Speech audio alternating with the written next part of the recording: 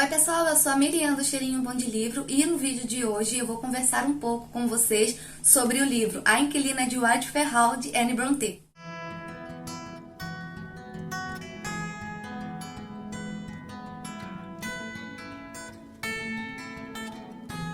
Esse é o segundo livro da autora, ele foi publicado em 1848, foi um ano antes da autora falecer. A edição que eu tenho é da Príncipes, é uma edição bem bonita, ó.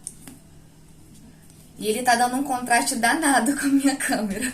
Tem 512 páginas, já pode ser considerado um calhamaço. E o primeiro livro da autora que ela escreveu foi esse aqui, ó, Agnes Grey, que eu tenho da editora Martin Claret. Mas antes de começar a falar sobre a história, o próprio livro ele nos dá uma pequena biografia da Anne Brontë, que é a irmã mais nova das irmãs Brontë. E ela é considerada a mais bela e também a mais delicada. Elas tinham um irmão chamado Branwell. Atitudes do irmão, várias características que ele tinha, várias ações que ele tomava, serviram de inspiração para poder criar essa obra aqui. Por que eu tô falando isso? Logo na página 7 diz assim: não há dúvida de que a loucura opiácea de Branwell, ele era viciado em ópio, suas crises de embriaguez na Black Bull, sua violência em casa, seu discurso direto e grosseiro e sua perpétua ostentação de segredos pecaminosos influenciaram a imaginação de suas irmãs, que eram puras e inexperientes.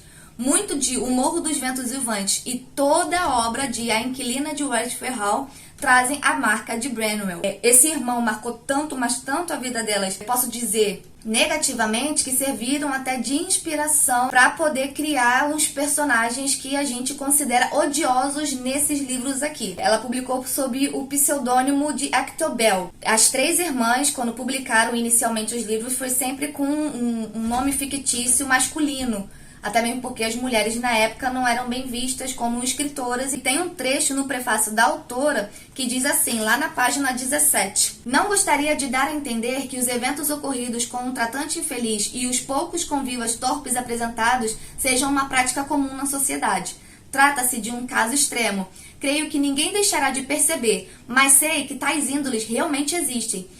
E se eu conseguir evitar que algum jovem precipitado siga seus passos ou impedir que alguma garota descuidada caia no mesmo erro natural da minha heroína, então o livro não terá sido escrito em vão. A Anne Brontë quis alertar os jovens tanto da época dela, e ela acredito que não imaginava que o livro dela ia chegar tão longe, mas ela já se sentiria satisfeita se pelo menos um jovem ou uma jovem não caísse nas mesmas armadilhas que os jovens aqui descritos caíram. Gente, antes de mais nada, eu venho aqui avisar pra vocês que vai ter spoiler nessa resenha aqui, como eu tô fazendo em todas as outras, porque eu tenho muita coisa pra falar sobre esse livro e eu vou falar sobre detalhes importantes sobre a história. Então, se você ainda não leu, eu sugiro que você assista só até esses minutos aqui e depois que você ler, você volta nesse vídeo pra assistir até o final.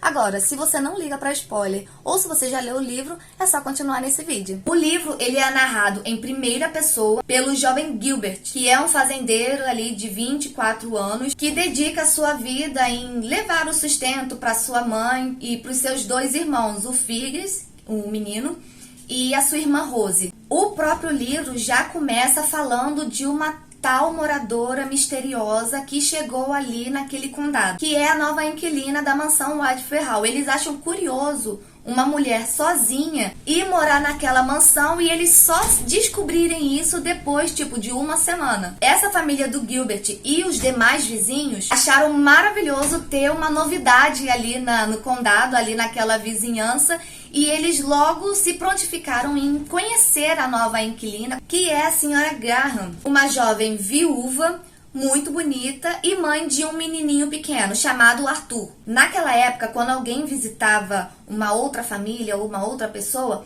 esperava-se que aquela pessoa retribuísse essa visita em pouco tempo. Só que a senhorita Graham, ela não fez isso. Ela recebia as visitas meio assim, a contragosto, só que ela não visitava de volta, e as pessoas meio que ficavam esperando e achavam estranho essa atitude dela, não era cortês da parte dela. Quando ela era confrontada por algum tipo de questionamento, alguém falava alguma coisa, ela respondia ali na lata. E aquilo meio que assustava, porque as pessoas não estavam acostumadas de levar algumas verdades na cara. E a senhora Graham, ela não estava nem aí, ela só falava o que pensava mesmo. E quando as pessoas começavam ali a ficar questionando, ela simplesmente cortava o assunto e caía fora. As pessoas estranharam muito essas atitudes, porque não era costume daquela época as mulheres terem tanta liberdade para falar o que pensavam. E uma coisa que me deixou um pouco irritada, assim, logo no começo, é que as pessoas desse lugar, elas tinham o péssimo hábito, ou tinha muito tempo ocioso para ter esse hábito, é que elas gostavam de uma boa fofoca. Elas gostavam, tinham prazer, se divertiam em cuidar uma das vidas dos outros.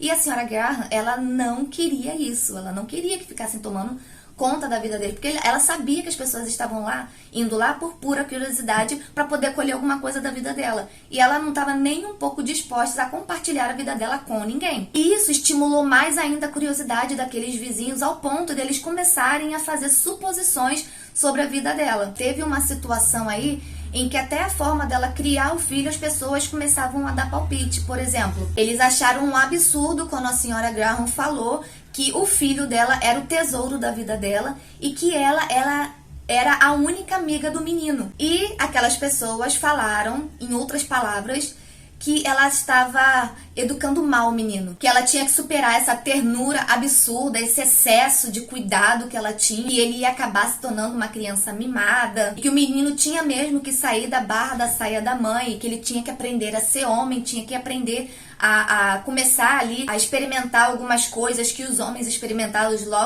logo na infância, e que ela não tinha que ter muito contato com o menino, senão ele ia acabar sendo considerado um maricas. A senhora Graham, ela achou aquilo ali um absurdo completo, ela simplesmente cortou o assunto e mais uma vez saiu ali. Como eu já falei, as pessoas ali, elas não gostaram dos costumes dela, não gostaram dos modos dela, e começaram a fazer algumas suposições e começaram a fazer algumas fofocas e não respeitavam nem a presença dela. Às vezes eles estavam fofocando dela ali, na frente dela, e ela ali vendo tudo, e meio que ela meio que não dava conversa, acabava saindo, ia passear no jardim, alguma coisa assim, mas ela sabia que ela era o assunto principal daquele lugar. As pessoas de lá começaram a ver ela como um mau exemplo e começaram a afastar as moças dela, porque não queriam que se misturassem com esse tipo de gente, só porque ela era na dela. O único que se recusou a acreditar nas suposições que estavam fazendo em relação à senhora Graham foi o Gilbert, que desde o primeiro momento ele se encantou com ela e ele tinha certeza que a índole dela não era ruim. Tanto que com o tempo eles até se transformaram, se tornaram, na verdade,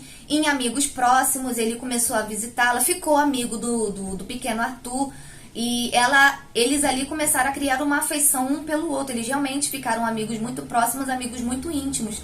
Assim, dentro dos limites que ela impunha, né? Mas eles realmente ficaram muito próximos e tudo que falavam contra a senhora Graham, o Gilbert, ele simplesmente não acreditava no que falavam e ele ainda ficava com raiva, ele tentava defender. Mesmo ele não acreditando nas coisas que as pessoas falavam, aconteciam algumas situações que, na vista das pessoas, realmente se tornavam comprometedoras. Ele até viu algumas coisas que ele achou estranho e ficou com o coração pesado, mas ao invés de sair espalhando para todo mundo, igual aquela galera fazia, ele simplesmente teve uma atitude de adulto e foi na fonte das suas preocupações. E esses comportamentos que a senhora Graham tomavam ali, as pessoas achavam estranhos, é só explicado mais lá pro final do livro. Então, até um certo ponto aqui da história, a gente é induzido a suspeitar mal dela também, a gente vai na onda. É incrível como essas autoras aqui conseguem fazer a nossa cabeça. Então, sem querer, a gente acaba suspeitando da senhora Graham também. Então, a gente vai lá junto com o Gilbert e buscar algumas respostas. Para a senhora Graham não perder a estima e a afeição do único amigo verdadeiro que ela tem naquela cidade, que ela tem naquele condado, ela entrega para ele umas folhas, o diário dela, na verdade, para que ele leia e para que ele tire as próprias conclusões. Porque a situação naquele lugar ficou tão insustentável, tão absurdo, que ela realmente precisou entregar os seus maiores segredos à única pessoa que ela julgava ser capaz de entendê-la. Gilbert pegou aquele diário, foi correndo para casa, já todo ansioso, na esperança de encontrar ali as respostas daquilo que ele queria e chegar a uma conclusão positiva em relação à sua querida senhora Graham. E é a partir desse momento em que o Gilbert começa a ler ali o diário da senhora Graham que nós vamos conhecer a história verdadeira dessa moça, que na verdade se chama Ellen. No início da narrativa do diário dela, ela começa escrevendo aos 18 anos de idade. É uma jovem muito bonita, ela tá ali no auge da sua beleza e ela tem altas expectativas para o futuro. Quando sua tia a interrogava sobre se ela pretendia se casar ou alguma coisa assim,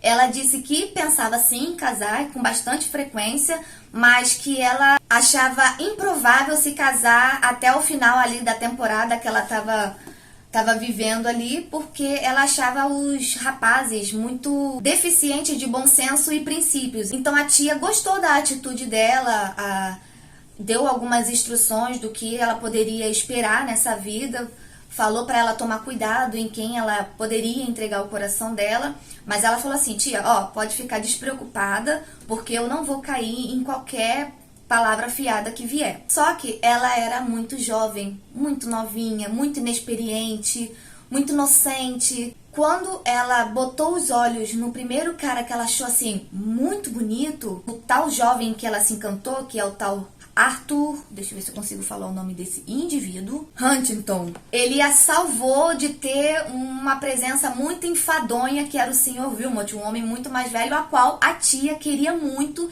que ela oficializasse um casamento com esse senhor. Só que ela não gostava desse desse velho, e ela achava aquilo absolutamente chato, ruim. E o Arthur, ele apareceu ali e meio que salvou ela dessas situações enfadonhas. Ela se encantou por ele. Posso dizer até que foi ali a paixão à primeira vista, porque ela meio que ela se apresentava ansiosa, perguntava por ele, e a tia ela começou a ficar muito preocupada com isso. Porque apesar desse rapaz ser um rapaz bem conversado, se dar bem ali com todo mundo, ter ali convívio ali naquela sociedade, ele tinha umas evidências um pouco de um rapaz abusado. Inclusive, o rapaz ele era, abre aspas, destituído de princípios e propenso a todos os vícios comuns da juventude, fecha aspas. Então, mesmo com os alertas que a tia deu, e a própria Ellen lá no fundo, sabendo que ele ali não tinha uma índole muito boa, ela basicamente ignorou isso e ela colocou no coração que ela seria a pessoa que o resgataria para os bons caminhos. Ela acreditava que tinha recebido uma missão ali de Deus para poder guiar ele para os caminhos do bem. O amor dela seria o suficiente pelos dois. E, infelizmente, ela aprendeu na prática e na marra que ninguém é capaz de mudar a personalidade de outra pessoa, principalmente quando a pessoa ela não mostra o menor interesse em melhorar. Infelizmente, Ellen ignorou tudo isso e acabou se casando com esse rapaz, apaixonada, mas infelizmente essa decisão precipitada, essa decisão sem um pingo de reflexão e maturidade, acabou levando a Ellen a comer o pão que o diabo amassou nas mãos desse homem. Em pouco tempo descobriu que ele era egoísta, ele era egocêntrico, adorava ser bajulado, e uma pessoa egocêntrica sempre adora também ser ali o centro das atenções. Ele queria que o mundo girasse ao redor dele, que ela suprisse todas as necessidades dele. E conforme foi passando o tempo, aquele relacionamento onde começava com pequenas críticas, com pequenos deboches, foi ficando cada vez ali mais tóxico para ela. Ele tinha muitos hábitos ruins, dos hábitos que ele tinha era beber bastante, e ela suportava tudo aquilo. Ele não chegou a bater nela em nenhum momento, pelo menos no livro não é descrito nada disso, mas ele sempre chegava com agressões verbais o tempo todo, sempre diminuindo ela, sempre botando ela para baixo. É uma coisa muito ruim, sabe? Os amigos que ele tinha eram as piores pessoas do mundo. Um estimulava o outro a se destruir praticamente. Quando eles tiveram o filhinho deles, que se chamou Arthur, todos esses maus exemplos que o pai tinha, ele ficava tentando passar pro menino. O menino era amado pelo pai? Era sim. Só que o pai, ele tinha uma visão tão deturpada de ensinamento que ele não conseguia passar coisa boa para a criança. Então, nesse período em que ele ficava ali na mesma casa que Ellen, o menino, a criança, ela se transformava, ficava uma criança absurdamente mal criada com a mãe, xingava e tal. E quando o pai ia passar temporadas fora, a mãe tinha todo aquele trabalho de tirar todos esses vícios ruins que o pai deixou no menino. E ele, a criança que tinha uma índole assim boa, voltava a ser o que era antes, aquela criança amável, carinhoso com a mãe, deixava ali de ser birrento e tal. Sempre quando o pai saía, a criança voltava a ser um anjinho. Quando o pai voltava, a criança virava o demoninho. Era assim que acontecia, sempre. Então ela tinha sempre aquela luta com o filho dela. A falta de respeito dentro da casa dela foi tão grande, que chegou ao ponto do marido levar amantes para dentro da mansão deles. Ela era sempre culpada dos erros dele, ele nunca assumia nada. Era sempre a esposa malvada que levava a culpa de tudo que ele fazia. Mas o que deu forças para ela tomar alguma atitude para sair daquele abismo que ela mesma tinha se colocado foi o amor ao filho. A Ellen pediu ajuda ao irmão para poder tirar ela desse problema. E o que o irmão fez? Ele arrumou uma antiga mansão onde os pais moravam. Eles não tinham muito contato com os pais. Eles cresceram, a Ellen na verdade cresceu com os tios. Então o amor de pai e mãe que ela tinha era pelos tios. Os pais meio que largaram eles de mão. Mas tinha a antiga mansão dos pais dela. Então o irmão foi lá, arrumou uns 3 cômodos para ela ficar. Ela simplesmente juntou toda a coragem que tinha, pegou o filho e junto com a babá ela fugiu. Simplesmente fugiu do palacete Graysdale e finalmente chegou na mansão de Wildfire Hall, naquele condado do início do livro. E essa foi toda a história dela. Ela, quando chegou nessa mansão, na calada da noite, adotou o nome da mãe. Ela passou a se chamar Senhora Graham. Ela passou a se vestir como viúva para dar a entender de que ela era realmente uma viúva. E tentou ali viver em paz, né? Mas aí os vizinhos fofoqueiros e intrometidos daquele lugar, também porque eles não sabiam nada e a diversão deles era se meter na vida dos outros mesmo, acabaram atrapalhando todos os planos dela. Tanto que numa parte do livro ela ainda falava assim: ai de mim, meus vizinhos não querem sair da minha casa, meu Deus do céu. Ela tava morrendo de medo de descobrirem o segredo dela. Porque se descobrirem o segredo dela, o marido ia correr atrás dela. E ela não queria isso, ela queria viver em paz. Gilbert, sabendo de tudo isso, ficou feliz em acertar sobre a índole boa que ela tinha. Mas, ao mesmo tempo, ele ficou muito triste e angustiado porque descobriu que ela era casada. Ele jamais poderia viver um romance junto com ela e ela jamais aceitaria isso, porque acima de tudo ela tinha um temor a Deus tão grande, mas tão grande, que nada a faria sair da sua conduta moral para viver ali uma felicidade momentânea terrena, sendo que ela aspirava uma felicidade eterna. O conselho que a tia dava para ela passou a dar para outras pessoas, porque o sofrimento que ela passou foi muito grande. Ela não queria que outras moças inocentes passassem por isso também. Então ela amadureceu muito durante a narrativa. E ela se manteve ali firme o tempo todo. E no final das contas, se mantendo resiliente o tempo todo, ela acabou realmente sendo recompensada. Nesse livro tem realmente um final feliz. Não há necessidade de falar como que vai acontecer esse final feliz, até mesmo porque alguma surpresa tem que restar para vocês. Mas eu gostei demais desse livro. A autora, ela escreveu uma história que prende bastante atenção. O modo como ela escreveu, assim, realmente a gente fica ansioso para querer saber o que vai acontecer. E essa pegada que ela colocou aqui de uma história dentro da outra, eu achei incrível, porque eu amo quando isso acontece nos livros.